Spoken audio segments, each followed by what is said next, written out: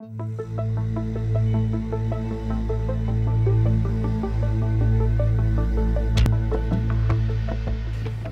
beaucoup, merci pour l'invitation, c'est très sympa de venir ici. Ok, donc ce que je vais vous expliquer aujourd'hui, j'ai décidé en quelque sorte de vous faire une petite introduction à un modèle de physique statistique très classique qui s'appelle les marches auto-évitantes et qui a deux composantes très intéressantes. La première partie, c'est une composante probabiliste, et je suis probabiliste au départ, et une composante plus combinatoire.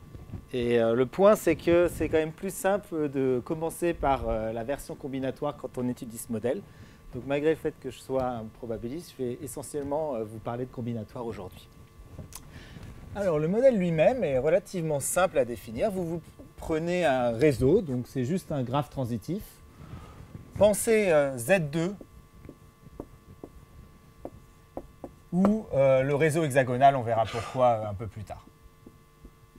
Mais vraiment, vous pouvez, en gros, pour la plupart de l'exposé, restreindre votre attention à ce genre de réseau. Mais sinon, on pourrait définir a priori le modèle sur n'importe quel graphe transitif infini. Alors maintenant, sur ce graphe, les objets qu'on va regarder, donc on va dire qu'il est à l'origine ici, ce sont des marches. Alors qu'est-ce qu'une marche? C'est juste une suite de sommets, de telle sorte que deux sommets consécutifs sur la marche sont en fait des voisins sur le graphe. D'accord? Ça, c'est une marche. On dit qu'elle est auto-évitante si elle ne repasse jamais par un endroit où elle est allée. Donc gamma est une marche auto-évitante. Si et seulement si, donc gamma, on va l'appeler gamma 0 égale 0, gamma 1, etc., gamma n. En fait, la longueur n, ce sera le nombre d'arêtes, mais c'est juste, ce sera plus simple. Donc si et seulement si, gamma i plus 1, c'est toujours une arête de mon graphe, et gamma i égale gamma j implique i égale j. Voilà, donc il y a un nombre fini, bien entendu, de marches auto-évitantes partant de l'origine de longueur n. Et la première question qui vient normalement à l'esprit, c'est combien y en a-t-il? Question 0 ou 1. Que vaut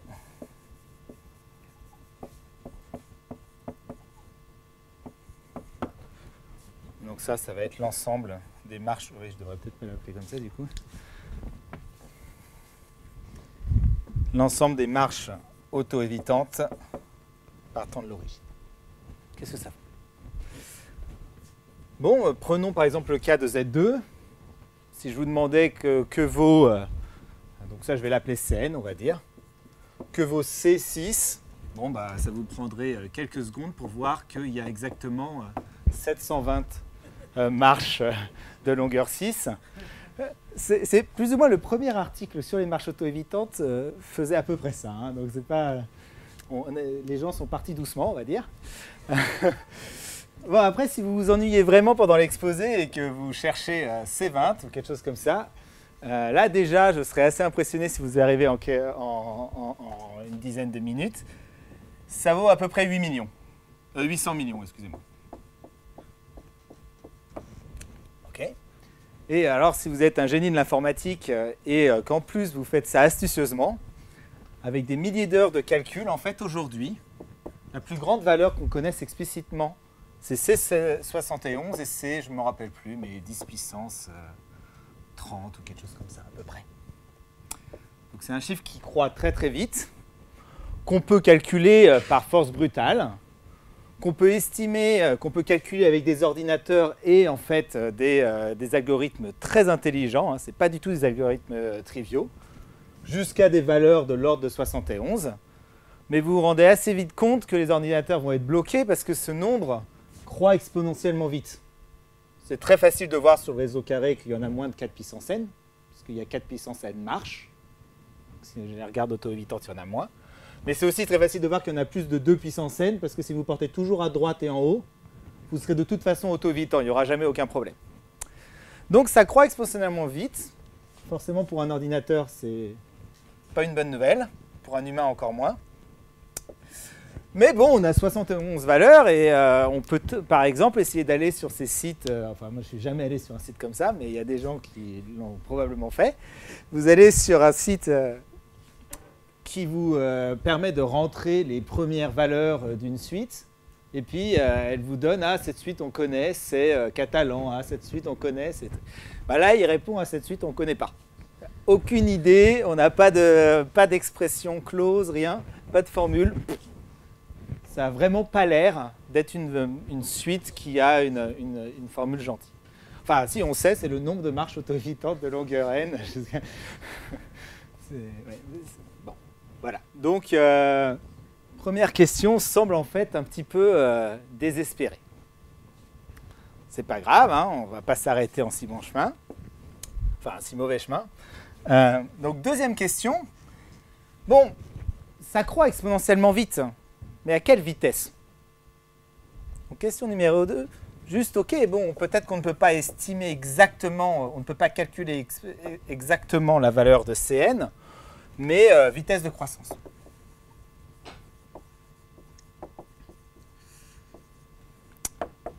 Alors, la première observation, et c'est une preuve toute simple, donc je vais la faire, c'est l'un des premiers articles sur les marches auto-évitantes. C'est une observation de Hammersley, un très grand probabiliste, qui a observé la chose suivante. Il dit, bon ben déjà, il y a une vitesse de croissance exponentielle. Donc la limite de Cn à puissance 1 sur n, quand n tend vers l'infini, elle existe. On l'appelle en général μc, et elle va dépendre du réseau, de votre graphe. Et on l'appelle la constante de connectivité.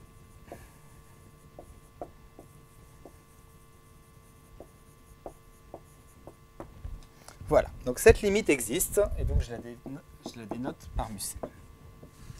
Voilà, donc ça, je vais vous faire la preuve, parce qu'elle est toute courte, toute élégante, et en fait, elle est toute simple, mais ce type d'argument ressort très souvent en fait en physique statistique. Ce n'est pas du tout un argument isolé. L'idée, c'est d'utiliser la sous-multiplicativité. Donc si vous prenez une marge de longueur n plus k, que vous la coupez après n pas, vous avez une marge de longueur n, et la fin, c'est le translaté d'une marge de longueur k. Donc Cn plus k, c'est bien entendu plus petit que Cn fois Ck. Ce n'est pas une égalité, parce que la deuxième partie, si vous prenez une marge de longueur n, une marge de longueur k, vous les concaténez, il y a une chance, a priori, qu'elles s'intersectent. Donc ce n'est pas du tout une égalité, mais c'est une inégalité. Avec les bornes a priori de croissance exponentielle, par exemple pour le réseau carré, plus grand que 2 puissance n, plus petit que 4 puissance n, de façon très classique, par le lemme de sous-multiplicativité, vous obtenez l'existence de Cn puissance 1 sur n. Donc ce lemme que certains appellent Fekete, qui doit être à peu près la 172e personne à l'avoir démontré. Et pour une raison inconnue, c'est lui qui a le droit au nom. Bref, voilà. Donc ça, c'est un argument tout simple. Donc μc existe. Bon, bah, question naturelle, est-ce qu'on peut le calculer? Donc la question 2, en fait, c'était... la première chose, c'est calcul de μc. Okay. Alors faisons quelques exemples. μc de z. On parle lentement, ne vous inquiétez pas. Mais le problème, c'est qu'il n'y a pas beaucoup d'exemples, donc il faut partir de très très simple. Donc là, c'est bon, c'est 1. Hein, il n'y a que 2 marges de longueur n. OK. Alors, μc de l'arbre de degré d plus 1. Donc ça, c'est arbre de degré d plus 1. Bon, bah, au premier pas, il y a d plus 1 choix. Et puis après, il n'y a plus que des choix, parce qu'on ne peut jamais revenir en arrière. Mais il n'y a pas de cycle. Donc en fait, le nombre de marges de longueur n, c'est d plus 1 fois d puissance n moins 1. Donc cette chose-là, c'est d. Jusque-là, pas de quoi casser 3 pattes à un canard.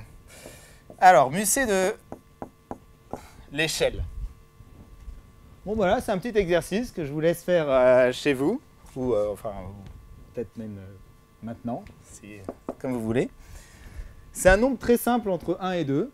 Donc il n'y en a pas des paquets. C'est 1 plus racine de 5 sur 2. Je vous laisse réfléchir à ça. C'est le nombre d'or.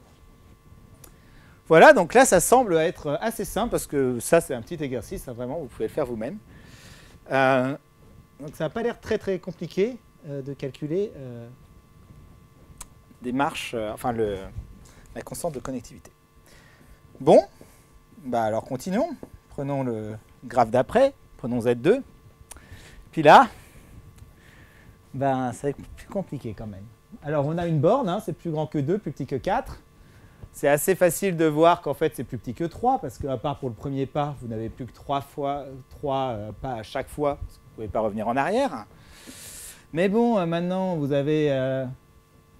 c'est vrai que vous n'avez pas le droit de revenir en arrière, mais vous n'avez pas le droit de faire de cycle non plus, etc., etc. Donc vous additionnez comme ça des conditions, et puis vous essayez d'estimer de plus en mieux votre constante, et vous voyez que c'est un peu la panique, normalement. Vous avez même une façon d'avoir une estimée assez précise, à vrai dire. C'est que ce mu-c, donc c'est la limite de Cn puissance 1 sur n, mais c'est aussi forcément plus grand que Cn puissance 1 sur n. Plus petit, excusez-moi. Plus petit que Cn puissance 1 sur n. Du coup, c'est plus petit que C71 puissance 1 sur 71.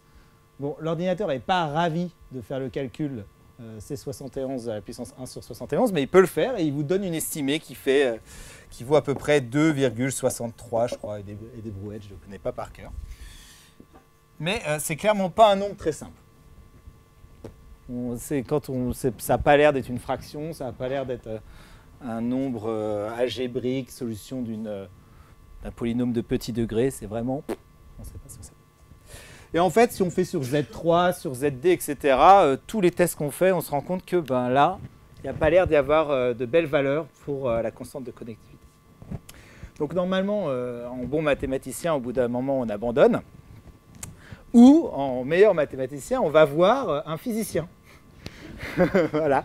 Donc on va voir, bon, on ne sait pas faire, qu'est-ce que tu nous dis là-dessus? Et donc Nienhaus, un physicien, en 82, je pense, quelque chose comme ça, a fait la prédiction suivante. Il dit, bon, sur Z2, alors là, je ne peux vraiment pas vous aider. Mais sur le réseau hexagonal, je vous dis, mu-c, ça devrait être égal. Donc mu-c du réseau hexagonal, ça devrait être égal à racine de 2 plus racine de 2. Voilà. Alors, je connais des mathématiciens qui lui ont posé la question, et pourquoi? Et la réponse était, je vais peut-être pas quand même, en plus, vous expliquer, quoi. C'est à vous un peu de faire le boulot. Donc voilà. Donc en fait, la raison, bon, maintenant qu'on a une solution, on comprend en fait assez bien ce qu'il avait fait historiquement, mais c'est vraiment un calcul heuristique. Il y a quelque chose qui se passe à une valeur spéciale qui est racine de 2 plus racine de 2. Il a dit, bah, ça doit être la constante de connectivité, mais sans le justifier. Mais c'est une très très belle prédiction. Voilà. Et donc, une partie de cet exposé, ce sera de vous donner une petite idée pourquoi ça c'est vrai. Donc théorème, un théorème que j'ai obtenu avec Stas Smirnov en 2012. Et ça dit qu'effectivement, ça répète exactement un truc, mu-c du réseau hexagonal, c'est 2 plus racine de 2 plus racine de 2. Et alors, à notre plus grande surprise, et je vais vous avouer, c'était aussi à notre plus grande joie, la preuve est vraiment très simple, en fait, une fois qu'on l'a trouvée. Avant, on ne trouvait pas ça simple, mais une fois qu'on l'a trouvée, la preuve est assez simple.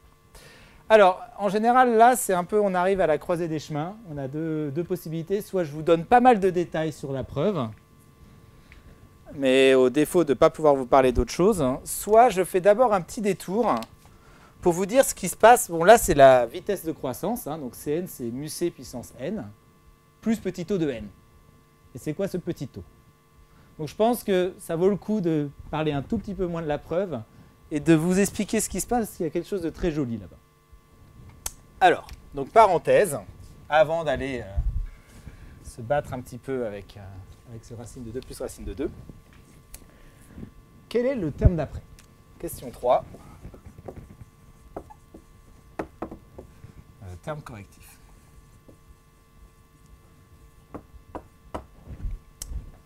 Alors de nouveau, les physiciens sont bien plus forts que nous à ça. Mais vous allez voir, je peux presque vous expliquer pourquoi heuristiquement. Alors le thème correctif, comme vous l'aurez tous deviné en fait, vous n'allez pas... Enfin, je pourrais essayer justement de vous faire deviner, mais je pense qu'on serait là pour un petit moment. C'est n puissance 11/32e. Et là maintenant, c'est à constante près. C'est ça la prédiction. N puissance 11/32e. Sur le réseau hexagonal. J'aurais pu mettre racine de 2 plus racine de 2 puissance 5. Mais je n'ai pas mis ça pour la raison suivante, qui est que je peux poser la même question sur le réseau carré. Donc je sais que Cn, c'est à peu près mu c puissance n, puis il y a un terme correctif. Le mu c puissance n, là, ici, racine de 2 plus racine de 2, c'est plus petit que 2. Ici, on a dit mu c, c'est plus grand que 2. Donc le nombre de marches auto-évitantes dans ces deux cas, c'est complètement différent. Oui, c'est complètement différent, mais le terme correctif devant, c'est exactement le même. Donc ça, c'est quelque chose, normalement, la première fois qu'on voit ça, on se dit qu'il y a de la magie qui se passe là. Quelque chose de magique. Voilà, donc c'est un terme qui est en fait universel, ce n puissance 11/32e, quel que soit le réseau planaire, vous tomberez sur n puissance 11/32e. Enfin, vous attendez à. Tout ça, c'est des conjectures. Donc ça, c'est conjecture.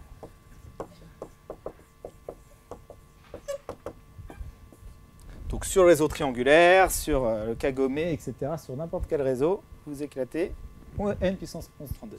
Et j'aimerais vous dire pourquoi, en fait, ce n'est pas si surprenant qu'on tombe sur le même terme. Parce que je pense que c'est quelque chose qui est assez révélateur. Et là, ce sera là un petit peu quand même de probabilité, justement pour vous montrer un peu la synergie entre combinatoire et probabilité. Comment je peux faire apparaître ce n puissance 11/32e en faisant des probas? Bon, imaginons par exemple que je tire au hasard 2 marches de longueur n, uniformément parmi les marches de longueur n. Bon, le nombre de possibilités pour tirer au hasard ça va être Cn au carré. Donc la probabilité de chaque paire de marches, ce sera 1 sur Cn au carré. Mais maintenant, quelle est la probabilité que je tombe à la fin, donc je fais partir mes 2 marches de longueur n, que je tombe sur exactement une marche de longueur 2n quand je les concatène? C'est le nombre de réussites sur le nombre total, donc c'est C2n sur Cn au carré. Ça, c'est la probabilité que 2 marches partant de 0 ne s'intersectent qu'à 0. Mais là, si je réinjecte cette formule, les mu c puissance n s'annulent, et ils s'annuleraient aussi ici, et le terme correctif apparaît 2 fois ici, 1 fois ici, donc j'obtiens quelque chose qui est à peu près de 1 sur n puissance 11/32e. Donc je peux interpréter ce n puissance 11/32e comme quelque chose qui, en termes de la probabilité pour 2 marches auto-évitantes, j'aurais pu, faisons-les partir du même endroit, 2 marches auto-évitantes, la probabilité qu'elles ne s'intersectent pas. Bon, alors faisons une parenthèse maintenant. Oublions que les marches sont auto-évitantes. Quand on oublie que les marches sont auto-évitantes, on tombe sur un modèle de probabilité très très classique qui s'appelle les marches aléatoires. C'est un processus de Markov, c'est l'un des processus les plus simples qu'on puisse étudier en probabilité. Et ce processus, il a la propriété suivante. Donc je vais les appeler xn par exemple. Il a la propriété que d'abord, quand je regarde xn, donc le nème pas de ma marche, typiquement il a distance racine de n de l'origine. Donc si je renormalise par 1 sur racine de n, et que je regarde la trajectoire que je prends, alors ici je fais juste une interpolation pour les nt qui ne sont pas entiers, donc je regarde vraiment la trajectoire qui suit cette marche aléatoire. Puisque j'ai renormalisé par 1 sur racine de n, en gros c'est dans une fenêtre d'ordre 1, et en fait il y a vraiment une convergence au sens d'objet aléatoire vers un processus qui est très connu, qui s'appelle le mouvement brownien. Ça s'appelle le mouvement brownien. Donc vous avez probablement déjà, même si vous n'êtes pas probabiliste, entendu parler du mouvement brownien. Alors pourquoi je vous parle du mouvement brownien, en particulier les marches aléatoires en dimension 2, elles n'ont pas du tout la bonne propriété de s'auto-éviter, elles se rentrent dedans tout le temps, donc ce processus à la fin, pareil. Mais là, je vous parle de ça parce qu'en fait, cette propriété, elle est vraie pour n'importe quel réseau planaire. Vous prenez un autre réseau planaire, les marches aléatoires au niveau discret ne se ressemblent pas du tout aux autres marches, il n'y en a pas du tout le même nombre, etc. Mais elles convergent quand même vers un mouvement brownien, à chaque fois. Si vous voulez, le comportement qualitatif en grande distance est le même. Ce qu'on appelle la limite d'échelle est la même. Ben en fait, c'est exactement la même chose qui est attendue pour les marches auto-évitantes. Quel que soit le réseau, on s'attend à ce que, au niveau discret, ça ne se ressemble pas du tout, mais au niveau renormalisé, on obtient quelque chose de très différent. Complètement pareil, excusez-moi. Manque de peau. Voilà. Alors, juste pour vous mentionner, pour la petite histoire, la renormalisation n'est pas du tout la même. C'est n puissance 3/4 qu'il faut faire pour les marches auto-évitantes. Et on devrait converger vers quelque chose qui n'est pas du tout le mouvement brownien, qui s'auto-intersecte, qui s'appelle le Schramm-Loeffner Evolution de paramètres 8/3. Donc ça, c'est une conjecture, de nouveau. Et c'est une conjecture qui est due à Löhler, Schramm et Werner. Vraiment une conjecture superbe, mais qui nous donne un indice maintenant comment prédire ce 11/32e, parce qu'en fait, ce 11/32e, ça va être plus ou moins la probabilité si vous prenez deux processus de Loeffner de paramètres 8/3 que vous les faites partir très proches l'un de l'autre, par exemple à distance epsilon l'un de l'autre, c'est la probabilité qu'ils ne s'intersectent pas avant d'atteindre la boule de rayon 1. Et ça se comporte à peu près comme epsilon puissance 11/32e. C'est même vraiment ça au niveau continu, c'est très bien compris. Et si vous voulez avoir des détails, je vous encourage à embêter votre collègue ici, Vincent Beffara, qui est un spécialiste des évolutions de Schramm et de Schramm-Loeffner Evolution. Voilà, donc ça c'était une parenthèse pour vous expliquer le n puissance 11/32e. Et puis j'aime bien parler de ça parce qu'il y a une deuxième petite observation qui est la suivante. Les marches aléatoires en dimension 2, elles n'ont pas du tout la bonne propriété de rester auto-évitantes. Par contre, si vous prenez deux marches aléatoires en dimension 5 et plus, en dimension 4 c'est un petit peu bizarre, mais en dimension 5 et plus, elles s'évitent avec proba positive. Il y a tellement d'espace dans votre graphe que les marches, elles arrivent à partir et à ne jamais se rencontrer avec proba positive. Mais du coup, ça veut dire qu'en dimension 5 et plus, la condition d'être auto-évitant, ce n'est pas vraiment une condition qui change votre vie drastiquement. Au niveau discret, ça vous empêche de faire, au niveau microscopique, ça vous empêche de faire des boucles, etc. Mais globalement, ça ne change pas vraiment. Du coup, peut-être de façon peu surprenante, les marches auto-évitantes en dimension 5 et plus, c'est bien plus simple à étudier. Et on peut en fait montrer que ça converge vers le mouvement brownien en dimension 5 et plus. Donc là, il y a des théorèmes en grande dimension de description des marches auto-évitantes, et en particulier, ce n'est pas du tout n puissance 11/32e. Dans ce cas-là, la proba étant constante, vous obtenez vraiment que le nombre de marches auto-évitantes en dimension 5 et plus, ça se comporte comme Musset puissance n. Donc ce terme, c'est le même en dimension 2. Ce n'est pas du tout quelque chose qui est vrai pour tous les graphes, et d'ailleurs, on avait un exemple très simple qui était Z et ce graphe pour lesquels il n'y avait pas de terme correctif. D'accord ? C'est quelque chose qui est universel en dimension 2. J'ai absolument aucune idée quand j'ai commencé. 25 minutes, parfait. Bon, 25 minutes, je vais avoir le temps de vous parler un petit peu de ça, du coup. Comment on montre que Musset vaut racine de 2 plus racine de 2 ? Est-ce qu'il y a des questions à ce moment ? C'est peut-être un bon point. Le cas de Z et le cas de l'échelle, c'est essentiellement dimension 1. Oui. Mais est-ce qu'il y a une histoire de préfacteur ? Non, donc, dès que vous êtes en dimension 1, si vous prenez n'importe quel graphe, vous pourriez même prendre vraiment des graphes un peu plus... Vous pouvez vérifier assez facilement que ça va être une valeur propre juste d'une matrice. Et du coup, ça va se comporter comme Musset puissance n. Non, il y a vraiment... Et le terme correctif va être même exponentiellement plus petit. Ça va être vraiment Musset puissance n plus... Très bien. Voilà.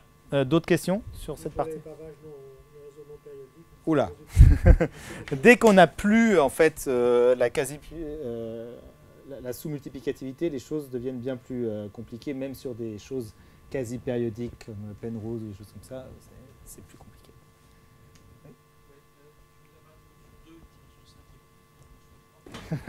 Ah, voilà, bah, c'était une question que je t'encourage à poser à nos amis physiciens. Donc en fait, en dimension 2, la physique statistique est bien mieux comprise parce qu'il y a une théorie en physique qui est la théorie conforme des champs, qui est un ensemble de symétries des systèmes critiques en dimension 2. Et c'est une symétrie qui est très très riche et qui permet, plus il y a de symétrie, plus les objets que vous considérez qui sont symétriques sous ce groupe de symétrie sont simples. En tout cas, simples à étudier. Donc en dimension 2, il y a un groupe énorme de toutes les applications conformes qui sont des symétries en certain sens pour ces objets, en particulier pour le SLE 8 tiers. En dimension 3, il y a beaucoup moins de symétrie et du coup la physique même est bien plus difficile à comprendre. Donc on n'a pas de prédiction, en particulier pas de prédiction pour le terme correctif. Ça devrait être une puissance, mais on a juste des valeurs numériques. Et même pour des modèles plus simples, en fait, on a juste des valeurs numériques. Oui ? Il y a une correction, oui, ça décroît polynomialement.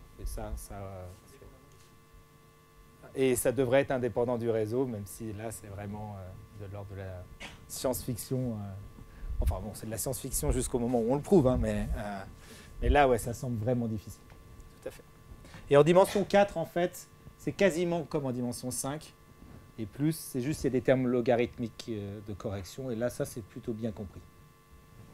Donc, c'est vraiment la dimension 3 qui reste complètement. Et pour tous les modèles percolation, Ising, tous ces modèles-là, la dimension 3 est vraiment la dimension problématique.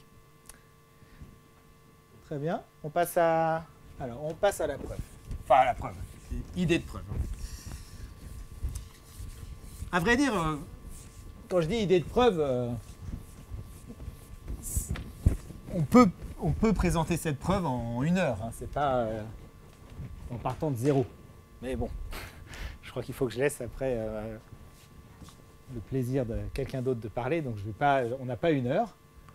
Donc ce sera juste des idées, mais des idées assez précises, quoi.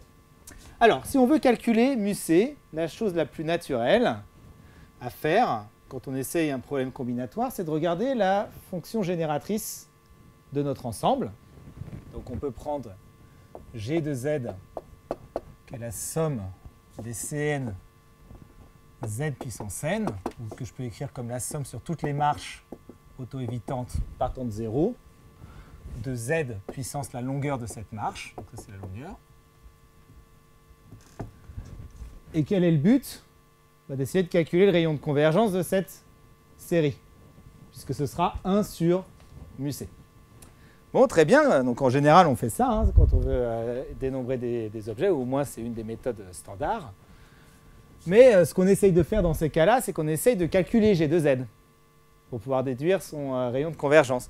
Et pour faire ça, on essaye de déduire en général de relations récursives, essayer de déduire une équation fonctionnelle satisfaite par G. Le problème, c'est que vous voyez, les marches auto-évitantes, c'est vraiment, c'est tout juste si on ne les a pas introduites pour exactement ne pas pouvoir faire ça. Dans le sens que si vous prenez une marche de longueur n, c'est même pas clair que vous puissiez l'étendre en une marche de longueur n plus 1, si elle fait quelque chose comme ça. Donc, c'est des objets dont les propriétés récursives sont terribles. On a besoin de savoir tout le passé pour pouvoir savoir si on peut étendre, comment on peut étendre, etc. Donc, malheureusement, là, en gros, on n'a aucune idée comment calculer G de Z. Bon, mais la magie de la chose, c'est qu'il y a une fonction qui est assez proche de G, qui, elle, a des propriétés fantastiques. Enfin, je m'engage, mais de très belles propriétés. Alors, première chose, donc laissez-moi vous définir cette chose. Alors, c'est le moment périlleux de l'exposé, c'est le moment où il faut que je dessine un graphe hexagonal qui ne soit pas trop petit. Donc, en général, je m'en sors assez mal. Donc, la première chose qu'on va faire, c'est que je n'ai pas envie de me soucier du fait que peut-être que je suis à une valeur de z où mon graphe, où ma fonction sera infinie. Donc je vais me restreindre à un sous-graphe du réseau hexagonal. D'accord? Et pour définir ce sous-graphe, ce que je vais faire, c'est que je vais prendre en fait un polygone auto-évitant dans le graphe dual, donc sur le réseau triangulaire. Et je vais découper en quelque sorte le long de ce polygone auto-évitant. Donc j'ai une partie, voilà. J'ai une partie à l'intérieur qui est une sous-partie du graphe hexagonal. Fini. D'accord? Une autre chose que je vais faire pour me simplifier la vie, c'est que je vais prendre des marches auto-évitantes qui partent du bord, et c'est le milieu d'une arête, le bord, qui vont du milieu d'une arête au milieu d'une arête au milieu. D'accord? Donc, vous vous doutez bien que si je peux compter les marches auto-évitantes qui partent de milieu d'arête et qui arrivent au milieu des arêtes, je pourrais compter les marches auto-évitantes. Il n'y a pas de différence substantielle. Donc prenons un point B ici. Donc ma fonction, G, qui dépend en fait, mais je ne le dirai pas, mais qui dépend de mon domaine oméga, de A, de Z et de B, mais que je vais juste regarder en termes de fonction de B, ça va être, en gros, la fonction génératrice des marches qui vont de A dans B et qui restent dans oméga, Z puissance, la longueur de gamma. D'accord? Je regarde juste la fonction génératrice de ces marches, c'est une fonction de B, du point où j'arrive. D'accord? Bon, ben voilà, donc là j'ai une fonction. Je peux me dire peut-être que cette fonction, elle a des propriétés sympas. Manque de peau, et c'est pas vraiment un manque de peau, là c'est quand même, a priori, ça ressemble énormément à ça. Donc cette marche, elle est tout aussi horrible, cette fonction, elle est tout aussi horrible que celle-là. Mais, ce qui est assez magique, c'est qu'une petite transformation de cette fonction est bien plus sympa. Et la petite transformation, alors en général, c'est le moment où, c'est aussi un timing en fait, c'est le moment où les gens commencent à s'endormir dans l'exposé. Il y a toujours une personne qui part, donc je peux faire la blague, ne partez surtout pas à ce moment-là. Mais là, tout le monde est là, c'est... Bon, bref. Alors, n'ayez pas peur. E puissance I 5/8, pi sur 3, fois le nombre de tours à gauche, moins à droite, excusez-moi, moins le nombre de tours à gauche que fait la marche entre A et B. En fait, je regarde E puissance I 5/8 de la variation totale, de la variation d'angle entre A et B. D'accord? Donc, si je prends une marche qui fait ça, par exemple, j'aurais fait un tour sur la droite de plus que tour sur la gauche, de virage sur la droite que de virage sur la gauche. Je devrais peut-être mettre virage. Donc là, le winding, c'est pi sur 3. Ça, je vais appeler ça le winding. Mais si je regarde une marche qui fait, disons, ça, j'ai un peu détruit ma... Non, qui fait surtout pas ça, par exemple, qui fait ça. Hop là. Cette marche, au contraire, elle aura fait 5 tours sur la droite de plus que tours sur la gauche. Donc là, le terme de winding ne sera pas le même. Il y aura un facteur 2pi en plus. Et du coup, la marche, même si j'avais pris deux marches de la même longueur, elles ne contribueront pas de la même façon à cette somme, due au terme de winding. Donc là, normalement, vous devez vous dire, ça n'a pas l'air vraiment mieux qu'avant. Hein? On essaie de compter des objets, et en particulier là, on a introduit un terme complexe. C'est même pas clair, en fait, que la fonction ne soit pas 0. Hein, parce que ces termes pourraient complètement s'annuler et, en fait, vous dire que vous êtes pas du tout en train d'essayer de dénombrer un objet. Enfin, vous ne pouvez pas dénombrer un objet à partir de ça. Donc, cette fonction, je vais l'appeler f. Juste pour la petite histoire, donc cette fonction, ce n'est pas moi qui l'ai introduit. Ce n'est pas non plus Stas, mais on va dire que Stas l'a redécouverte et c'est lui qui en a fait le meilleur usage dans le cas du modèle d'Ising. Et c'est une observable qu'on appelle une observable parafermionique. Pourquoi parafermionique? Je vous coupe l'herbe sous le pied tout de suite. Là, il y a une chose qui s'appelle 5/8. les marches auto-évitantes, elles font partie en fait d'un tout un ensemble de modèles de physique statistique très naturels. Et dans cet ensemble, il y a deux autres modèles.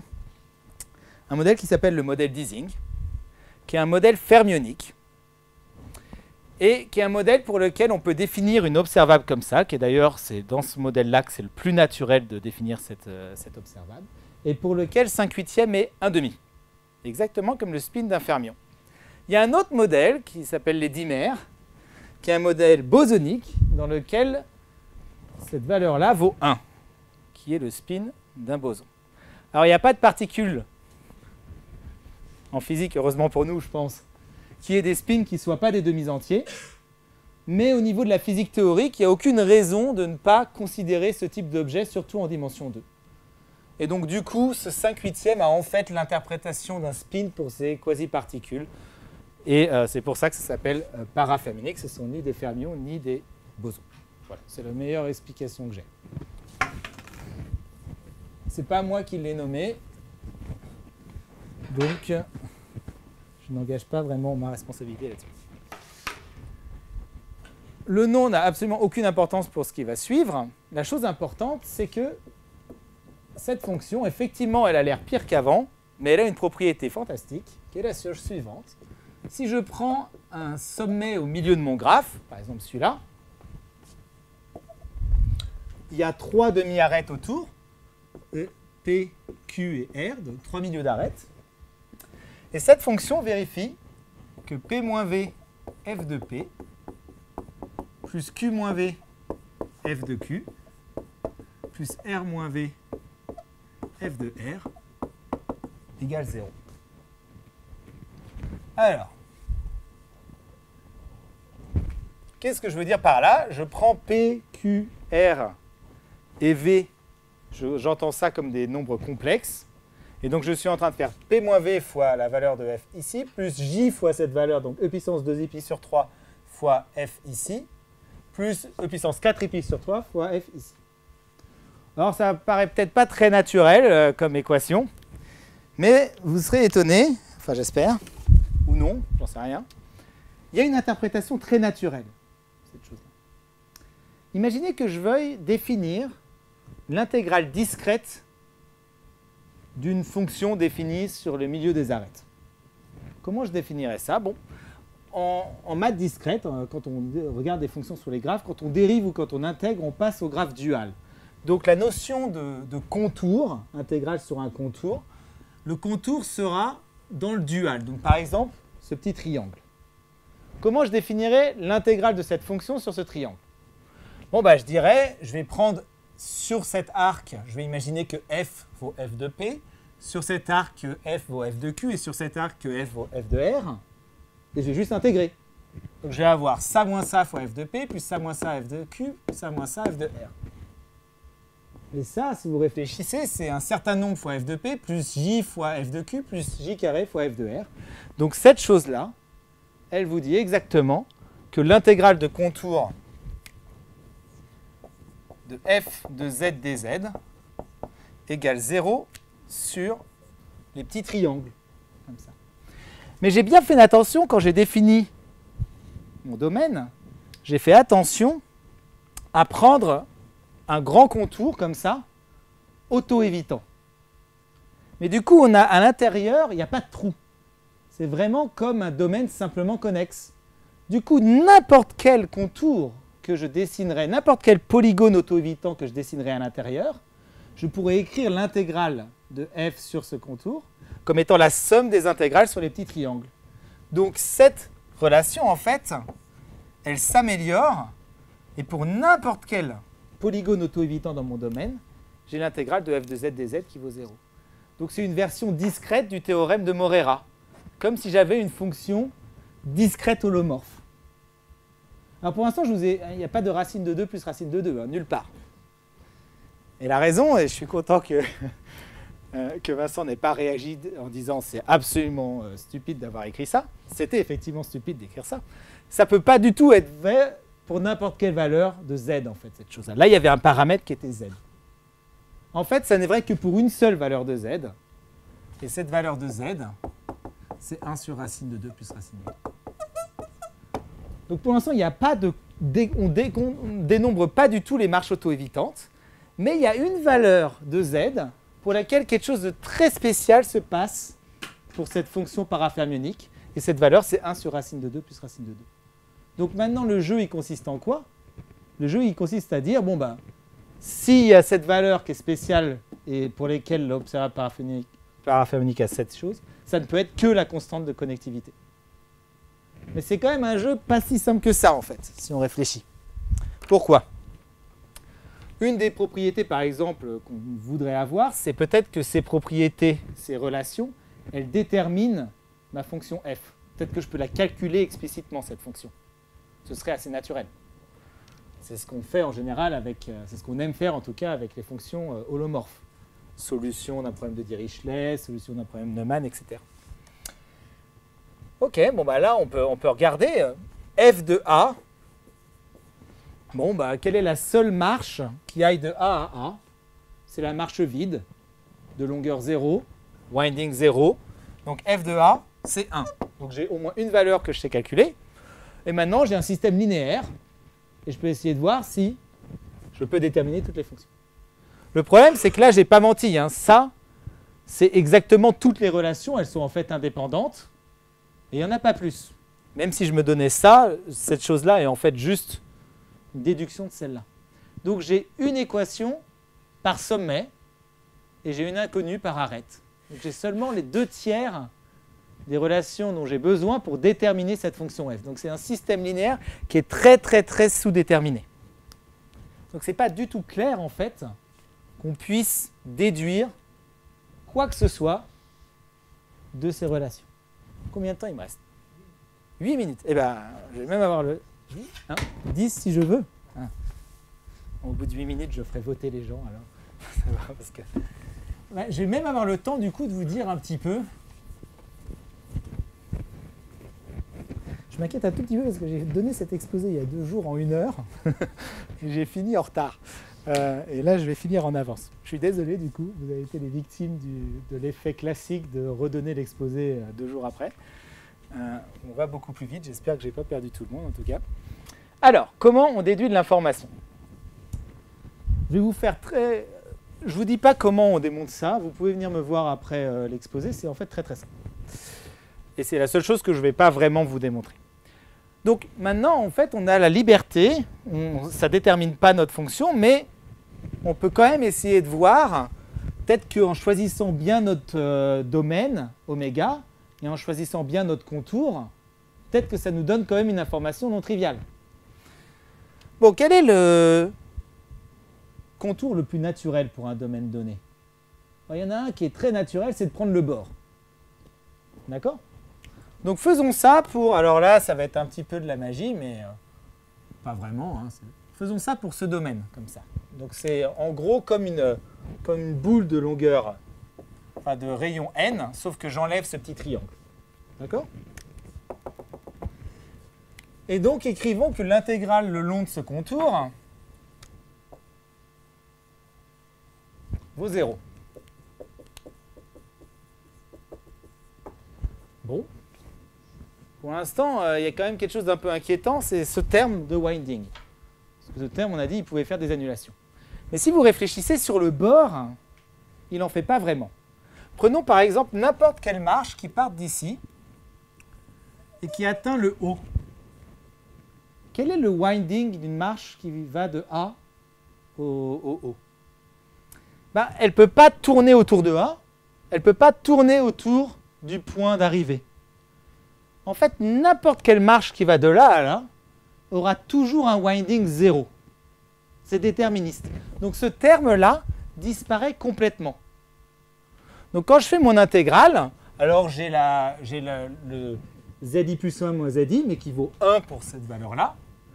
Donc j'obtiens en fait que par exemple la somme des f de b sur b sur le top, enfin en haut, c'est en fait juste la somme sur toutes les marches gamma qui partent de A et qui arrivent en haut de Z puissance gamma. Je peux jouer le même jeu ici, ici, ici et ici par exemple. J'aurai un terme cette fois de winding qui sera un tout petit peu plus compliqué parce que il y aura un winding de pi sur 3, de 2 pi sur 3, etc.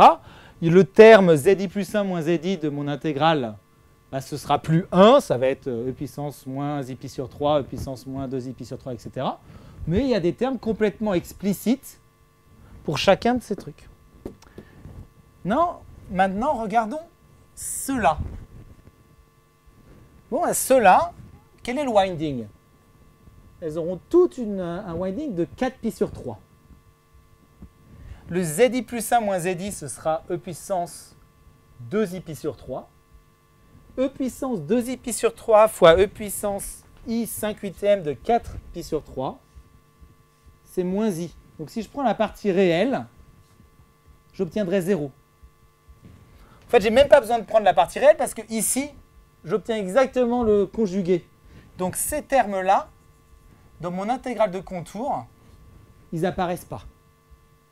C'est 0. Donc j'ai l'intégrale sur tous ceux du bord qui vaut... Alors elle ne vaut pas exactement 0 parce qu'il y a A qui est là, qui trône tout seul. Donc l'intégrale sur tous les gens du bord, ça va être des termes de ce type-là, et ça va être égal à 1. Alors je vous ai dit, pour le haut, c'est z puissance gamma, il n'y a vraiment pas de terme de winding. Pour ces gars-là, c'est un autre terme de winding, mais l'important, il est de module plus petit ou égal à 1. Donc en fait, vous aurez tout le temps que la somme pour les marches gamma qui partent de A et qui arrivent là, là, là, là ou là, elles n'ont pas le droit de finir là, z puissance gamma, ce sera toujours plus grand ou égal à 1, quel que soit n. Le 1, c'est f de A. En fait, le f de A vaut 1, et puis on le traverse comme ça, donc zi plus 1 moins zi, c'est moins 1. Quand on le passe de l'autre côté, ça nous donne 1. Tout à fait. Donc ça, c'est vrai pour toute n. Ça veut dire en particulier que n'importe là, si j'oublie carrément que je restreins mes marches dans ce domaine, mais que je prends n'importe quelle marche qui a même le droit de sortir du domaine qui finit sur le bord de la boule de taille n, ce sera a fortiori plus grand. Si je somme sur n, qu'est-ce que j'obtiens pour ma fonction génératrice? J'obtiens qu'elle est infinie à 1 sur racine de 2 plus racine de 2. Donc je viens de montrer que mu c, donc si je somme sur n, mu c du réseau hexagonal est forcément plus grand ou égal à racine de 2 plus racine de 2. Pour l'autre inégalité, il faut faire un truc un tout petit peu différent, qu'il faut se placer dans une strip et compter ce qu'on appelle les ponts auto-évitants, c'est-à-dire des choses qui ne descendent jamais en dessous de leur point de départ et qui ne montent jamais au-dessus de leur point d'arrivée. Et si vous vous amusez exactement dans une bande comme ça à utiliser le fait que l'intégrale de contour vaut 1, vous montrerez que la constante de connectivité pour les ponts est-elle plus petite que racine de 2 plus racine de 2? Quelle est la dernière chose qu'il faut montrer? Il faut montrer que cette constante de connectivité pour les ponts et pour les marches, c'est la même. Et ça, c'est en fait quelque chose qui était connu depuis très très longtemps. C'est quelque chose de très classique. Et vous avez les deux inégalités comme ça. En fait, je vous cache quasiment rien. Maintenant, ce qui est joli, et ça va être ma conclusion, c'est que ce n'est pas une anomalie, ce n'est pas juste de la magie noire. L'existence de cette fonction, elle n'est pas si étonnante que ça. Qu'elle se comporte aussi bien, c'est déjà, effectivement, peut-être déjà plus chanceux. Mais l'existence d'une fonction qui est holomorphe discrète, c'est quelque chose à laquelle on s'attend parce que, justement, en prenant la limite d'échelle, en convergeant vers ce SL 8 tiers, ce SL 8 tiers, il a exactement l'invariance par les applications holomorphes, enfin l'application conforme. Et donc du coup, c'est très naturel d'imaginer que la plupart des objets naturels qu'on définirait en termes des marches auto-évitantes en dimension 2, quand on prend la limite d'échelle, elles devraient converger vers des fonctions holomorphes. Du coup, c'est assez naturel de se dire qu'au niveau discret, elles sont déjà, il y a déjà une sensation d'holomorphicité, dans le sens qu'elles sont déjà holomorphes discrètes. Voilà. Et en fait, ça, c'est vrai pour beaucoup de modèles. Merci beaucoup.